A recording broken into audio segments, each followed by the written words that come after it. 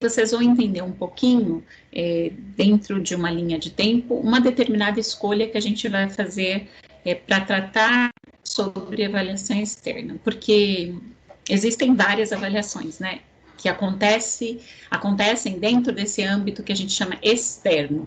Externo relativo a externo à escola, externo às vezes a município, a estado, né, e aí cada uma tem uma configuração diferente. Mas a gente vai tratar hoje aqui da linha do tempo do SAEB. Por que o SAEB? E não outra, né? Porque tem outras, tem o PISA, tem o PIRS, tem o SARESP, que é do estado, mas também pode ser do município, tem a avaliação da nossa rede, nós vamos tratar mais essa daí posteriormente. A gente vai falar do SAEB, porque o SAEB, ele engloba dentro da perspectiva de avaliação externa dele o nosso segmento, que é de 1º até o 5º ano, ok? Então, por isso que a gente vai tratar dele hoje, para a gente entender um pouquinho como se processa, né, esse sistema e como outras avaliações também têm um padrão parecido. Então, a gente vai estudar esse, lembrando de que outras avaliações externas também seguem uma lógica parecida com a do SAEB, tá ok? Eu vou pedir para Érica entrar com os nossos slides, né, para a gente ir seguindo aí. Então, o objetivo, né, maior da aula hoje é conhecer a estrutura e o desenvolvimento das avaliações externas, identificar algumas leis, né, que regularizaram essa proposta e dentro de uma perspectiva de tempo, tá ok? Vamos lá. Para a gente compreender, né, um pouco dessa avaliação que a gente acabou escolhendo para trazer para vocês aí, a gente precisa entender um pouco da nossa estrutura educacional, né? Então, como que ela se deu ao longo de alguns anos, né? Eu não vou voltar tão no passado, porque a Érica trabalhou com vocês bastante coisa, a Simone também, sobre história da educação, né? E aí, e da avaliação também. E aí eu vou começar a partir de 1960, uma boa data, é um período bem difícil para nós também, mas importante, historicamente, né? E aí a gente começa com a Lei 4.024 de 1961. Então, o atual presidente era o João Goulart, né? E essa lei, ela definia um pouco da estrutura educacional que a gente tinha, que hoje a gente chama de educação básica, né? E ela tinha o seguinte formato, eu acho que para quem é mais velho, da minha idade, né, um pouco mais, enfim, ou passou por essas etapas que eu vou trazer para vocês e conhece um pouco delas, assim, de participar de, né? E quem não já estudou isso dentro de história da educação, aí quando a gente faz pedagogia, magistério, enfim, a gente estuda um pouco sobre isso. Então, nesse período a gente tinha o ensino primário, né, que era composto aí da 1ª até a 4ª série. Depois dele, a gente tinha o ensino secundário, que era composto de 2 ciclos aí, que até hoje algumas pessoas ainda falam, gente acima de uma idade, que é o ciclo ginasial e o ciclo colegial, né? E esses 2 ciclos a gente tinha aí o ciclo ginasial, que ia da 5ª série até a 8ª série, e depois o colegial, que era do 1º ao 3º, e tinha as suas também configurações bem específicas. O que nos interessa dentro dessa estrutura era exatamente o que acontecia entre uma etapa e outra. Do ensino primário para o ensino secundário, existia uma linha divisória, que era exatamente composta pelo exame de admissão. Né, eu acho que muita gente já ouviu, né, falar, eu não participei desse período, tá, gente, eu sou mais ou menos, não sou tanto, mas não fiz essa tal avaliação, né, esse tal teste admissional, ou seja, a criança estudava até o 4º a quarta série, fazia uma provinha, e aí ela era aprovada ou não para seguir os estudos. E isso, durante um tempo, né, foi um problema muito grande, que era a questão da retenção da criança, né, dentro do ensino primário, né, porque dentro do que era estabelecido, ela não poderia seguir os estudos dentro do ensino secundário devido a esse tal teste, esse tal exame de admissão. Aí o que acontece? Depois de 10 anos, com uma lei 5.600, deixa eu ver, 5.692, de 1971, o que acontece? Há uma reestruturação desse ensino, né? Então, o que a gente tinha dentro do ciclo ginasial, ele engloba-se ao ensino primário. Tiram, né, o teste de admissão, nessa avaliação aí que tinha entre um ensino e o outro. É claro que causa um alvoroço, sim, né, também, como sempre acontece dentro da educação, né, os professores nesse período não gostam dessa situação, porque avaliam, né, e acham que isso não seria um prejuízo para a educação, como que eles iam receber uma criança despreparada, né, para frequentar a quinta série. Então, isso causou bastante alvoroço na época.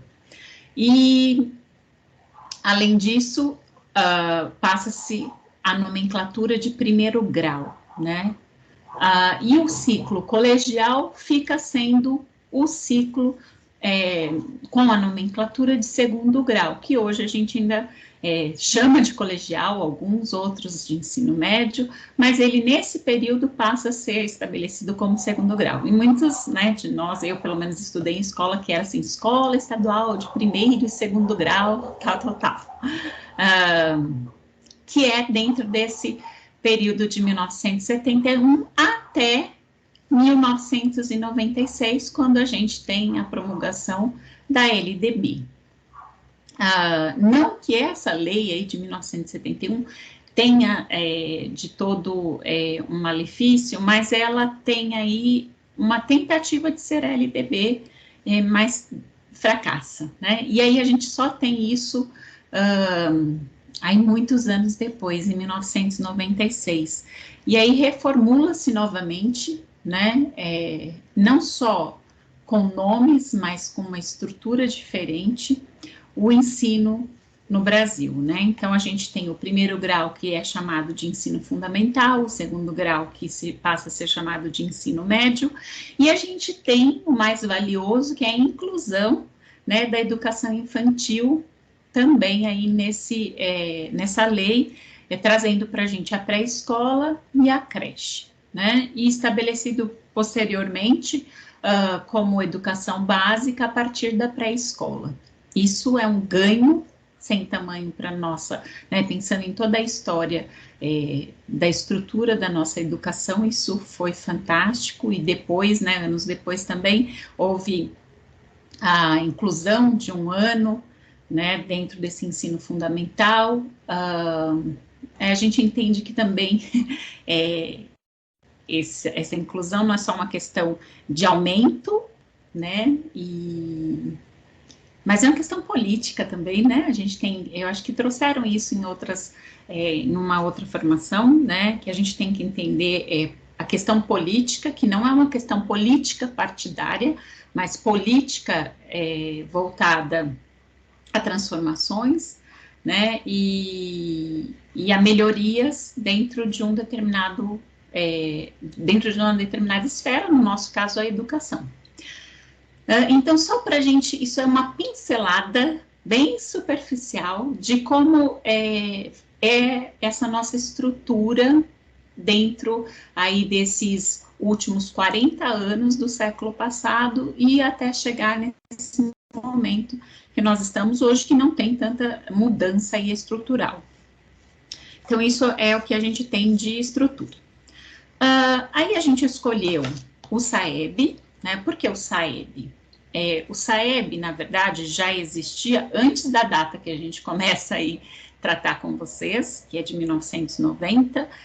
Ele já existia como várias projeções de estudo, de pesquisa na área educacional, com questionários, com provas, com avaliações, mas isso tudo muito restrito, amostral, pequeno, direcionado, nunca ocupando uma esfera inteira nacional. Então, ele não tinha esse nome, essa configuração, mas era uma atuação, né, dentro da educação, através de testes, provas, questionários, estudos, enfim. O que acontece em 1990? Em 1990 é o marco inicial dele como sistema, né? Quando a gente fala de sistema, a gente fala de algo que é maior, que é composto por pequenas partes, né? Então, o SAEB foi uma reunião de tudo isso que já acontecia, e aí o governo federal, pensando, né, em conhecer a qualidade da educação fornecida, né, da educação básica, ele lança o SAEB como um sistema que vai cuidar disso daí, através de testes, né, de exames, enfim. Isso acontece em 1990. Em 1990, com um projeto, né, uma edição piloto, que vai ter um público definido, né, que é a primeira série, terceira série, quinta série, sétima série, todos dentro do ensino fundamental, dentro daquela estrutura que eu mostrei para vocês, aquela verdinha, que veio se transformando ao longo dos anos aí. E eles têm também uma área de conhecimento determinada que eles querem avaliar, que é a língua portuguesa, a matemática, ciências naturais e a redação. Então, aí é o marco inicial do SAEB, é quando eles definem que o SAEB, esse sistema que já trabalha com vários pontos diferentes de estudo na educação, vai tratar de olhar para quê? Para a educação básica brasileira. E aí, educação básica brasileira, a gente olhando apenas para o ensino fundamental, tá bom? Então, esse é o marco inicial dentro da linha do tempo do SAEB. Eu vou trazer para vocês ao longo da aula hoje todos os marcos dentro da história do SAEB. Depois, no finalzinho, eu trago para vocês uma outra avaliação também que é reconhecida por vocês, e a gente fala rapidamente do órgão que dirige o SAEB, né, que está à frente aí de trabalhar e cuidar do SAEB, que é o INEP. Então, depois de 1990, a gente vai para uma outra edição em 1993, que, na verdade, ela segue o mesmo formato, é uma repetição do projeto piloto que ocorreu em 1990, então, com o mesmo público, de maneira amostral, não é censitária, então, eles pegam algumas escolas, né, dentro dessas escolas, algumas turmas, dentro das turmas, alguns alunos. Nem todas as turmas numa escola participavam quando a gente passou por esse formato de amostra, né? Às vezes eram só alguns alunos, às vezes só uma turma dentro de uma escola que tinha várias turmas aí que seriam referência para essa amostragem. É claro que com certeza eles fizeram alguns aprimoramentos de um para o outro, né? Sempre há uma tentativa de melhoria. E em 95, o que acontece? É feita novamente a avaliação, sem mudar o padrão de público, de abrangência, que é só as escolas públicas, amostral, o currículo, isso é importante a gente olhar também, que ao longo dos anos, quando começou o SAEB, a gente não tinha a questão da BNCC, que era uma tentativa de regularização dos currículos, mas a gente tinha aí os currículos estaduais, né? E as formulações dos itens eram com base nesses currículos estaduais diversos, né? Então, vejam, é bem difícil, né, a gente pensar nesse formato, mas enfim. A avaliação continuou sendo de língua portuguesa, matemática, ciências. No entanto, houve uma nova metodologia no ano de 1995. Eles começaram a utilizar a teoria de resposta ao item, que é a TRI, ou alguns também falam a TRI, né? E o que é a TRI? Não sei se vocês já tiveram alguma explanação durante acho que não, né? Foi também bem sucinta. Eu vou falar também bem rápido e a gente pode entrar nesse assunto em uma aula posterior, que a gente olhe para os dados, né? Uma análise de dados melhor. Mas a TRI é o quê? Essa teoria de resposta a um item, essa metodologia é muito mais válida para análise dos dados e comparação, né? Porque ela faz de que forma isso? Eu vou dar um exame, né, que utiliza o TRI, é o Enem, né? E a semana retrasada, estava até uma discussão bem aflorada aí, por conta, parece que de duas alunas que tiveram, que disseram ter gabaritado. E aí, acho que nem saiu nada posteriormente, eu não acompanhei a finalização do processo. Mas, assim, na teoria de resposta a um item, cada questão, cada item, né? Item, quando a gente fala item, é uma questão dentro do exame, do teste. Então, cada questão tem um valor, né? Está dentro de uma proposta de valor. Numa régua, ele tem um valor próprio. E aí não adianta, por exemplo, eu fiz o teste, eu e a Érica, né, Érica? Eu fiz o teste, a Érica fez o teste também.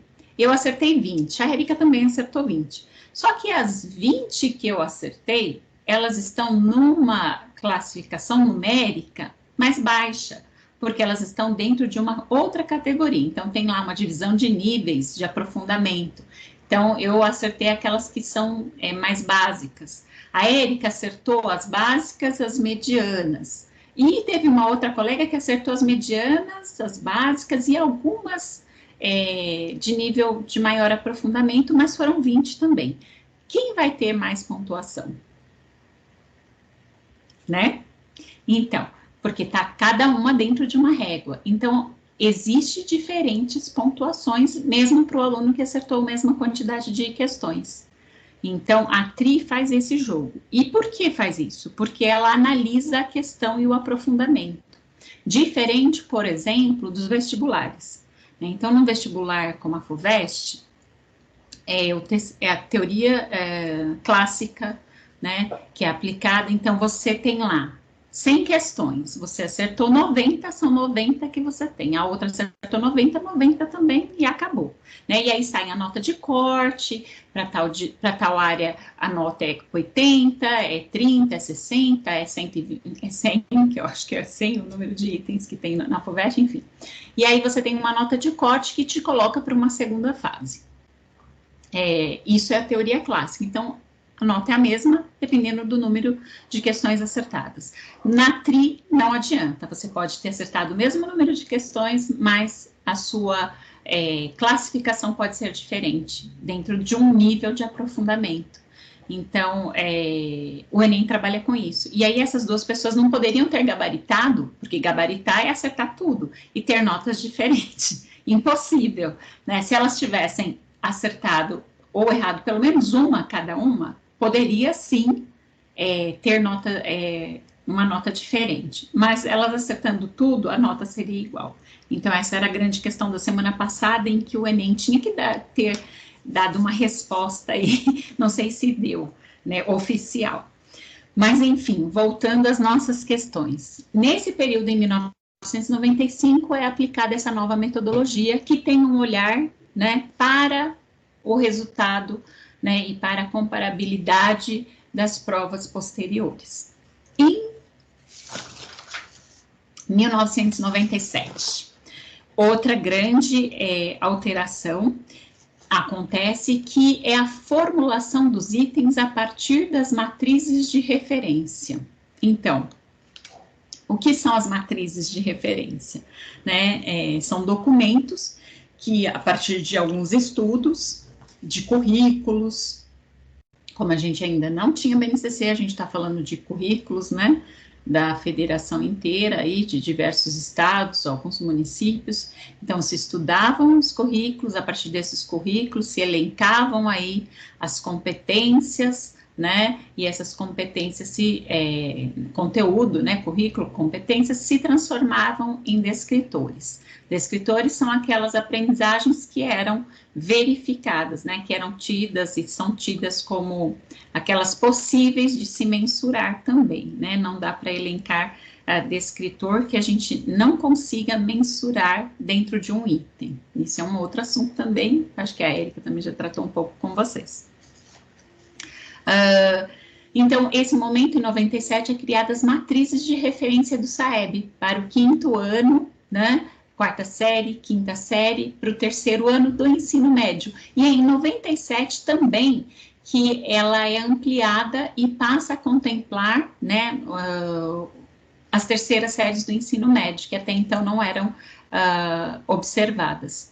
E aí continuam as públicas, né, de forma amostral, e a inserção das particulares, né, das escolas privadas que tinham interesse de participar, mas também de forma amostral.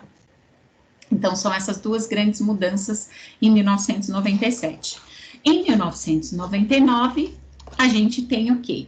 A 5ª edição do SAEB, e nessa 5ª edição, há uma proposta de realização de testes diferenciados, né, que são os de ciências naturais, física, química, geografia, história, todos eles são inseridos aí em 1999, mas que infelizmente não perpetua, né, eles fazem nesse momento como um piloto também, e aplicam no mesmo formato, 4ª, 5ª e 3º, públicas e particulares, de forma amostral, seguindo para a elaboração dos itens a matriz de referência de língua portuguesa e matemática, que já eram criados, e os currículos, né, estaduais para as demais áreas.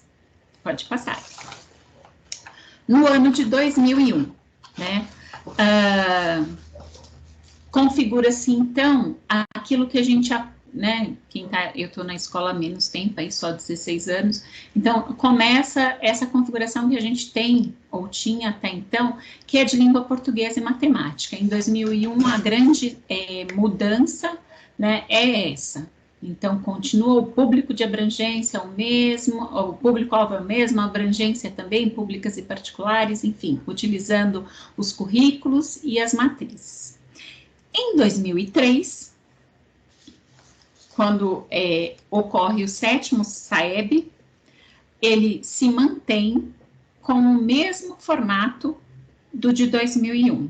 Não há nenhuma alteração, tá? Então, a gente mantém aí uma mesma aplicação, idêntica. No ano de 2005, aí sim acontece uma grande também mudança, através de uma portaria, né, do Ministério da Educação, a número 931, do dia 31 de março de 2005, o sistema passa a ser composto por 2 avaliações, que acho que vocês já ouviram bastante sobre elas, que é a ANEB, que é a Avaliação Nacional de Educação Básica, e a ANRESC, que é a Avaliação Nacional de Rendimento Escolar. Só que essa a gente não conhecia com essa terminologia. Eu falo a gente, né? Porque eu também estava na escola nesse período, era quando eu estava começando, e eu sempre trabalhei com 5º ano. Sempre, assim, acho que eu trabalhei 2 vezes com turmas diferentes, né? Mas sempre foi me atribuídas salas de 5º ano, quando eu estava aí na atuação na sala de aula na prefeitura. E aí eu conhecia essa prova como uma provinha que a gente chamava de Prova Brasil, né? Essa que é a de rendimento escolar. E eu sei que quem trabalhou com 5º ano também trabalhou bastante com ela. O que acontece? A Ambev, ela atendeu com um procedimento amostral, né? Não eram todos os alunos que participaram, né? Nem todas as escolas, nem toda a rede pública, né? Era rede pública e privada, e o foco dela, da ANEB, era muito mais de gestão, né? Não de aprendizagem, mas de gestão da educação básica.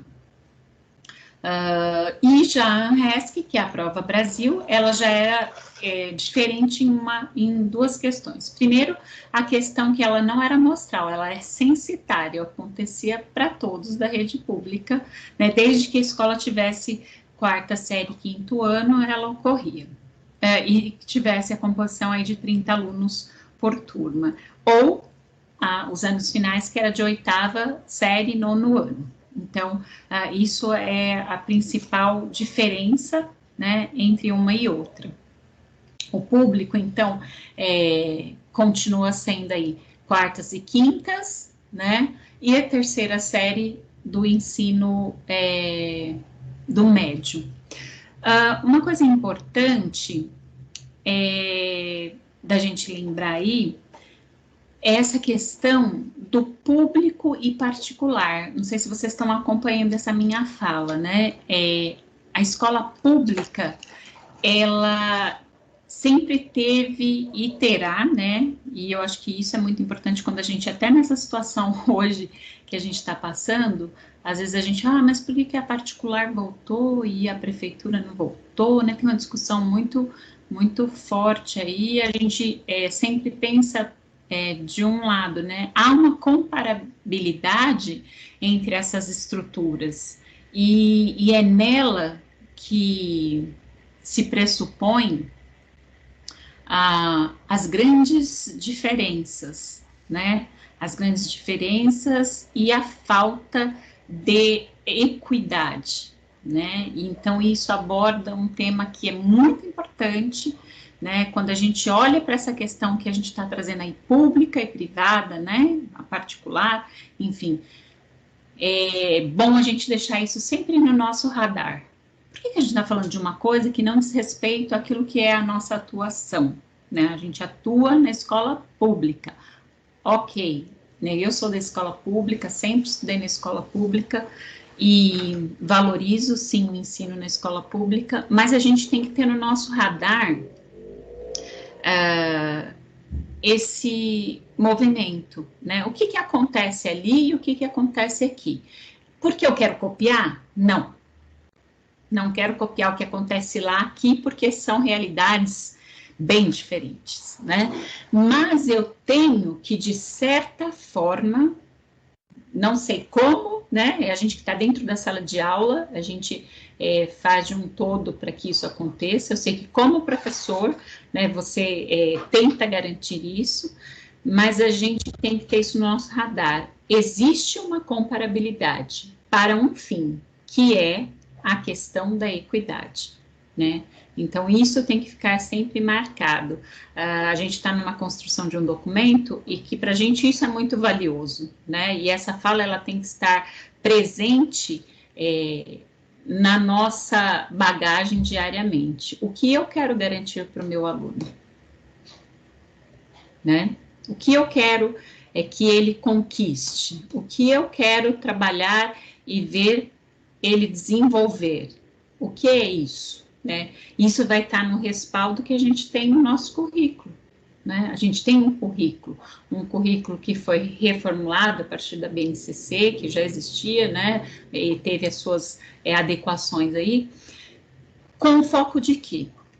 Né? De garantir isso, de garantir essa equidade, né, de educação. Eu fiz esses parênteses porque eu acho que isso é muito importante, porque a gente traz uma fala muito repetitiva, por que ela fica falando, né, de amostral, de censitário, de pública, de privada, porque é algo que a gente precisa deixar marcado, e precisa deixar marcado, assim, porque quando a gente fala de avaliação externa, ou até avaliação interna, que a gente faz de acompanhamento, semanal, bimestral, mensal, diária,